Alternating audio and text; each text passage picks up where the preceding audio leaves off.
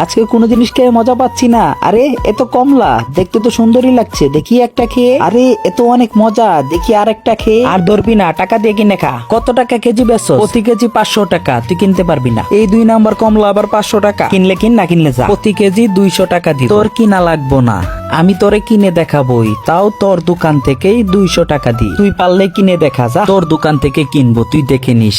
এই যে বসলাম, তুই বসে থাক সারা। ওকে আমি 500 টাকা কেজি বেচাইতাছি তারা। এই জুলি, এই পচা কমলা কত করে বেচতেছো? এই কমলা 500 টাকা কেজি। 100 টাকায় দিবা? না, 100 টাকায় দিলে দাও। দূর মিয়া, খয়রাতি নাকি? ঠিক আছে, বেচো তাহলে পচা কমলা। তুই চায় থাইস না। আরে ছোট কমলা। এই জুলি, এই ছোট কমলা কত করে? মাত্র 500 টাকা কেজি।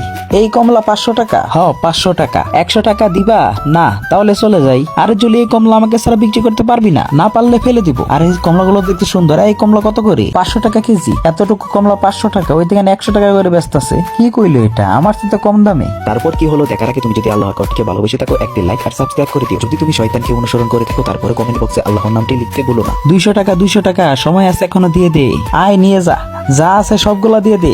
এই নে তোর কমলা, আমাকে ঠকিয়ে নিলি। ভালো জিনিস কাউকে ফ্রিতে দিলেও নিবে না। 800 টাকা, 800 টাকা, একদম কম দামে, তাড়াতাড়ি নিয়ে নাও। আমার সাথে ধোঁকা।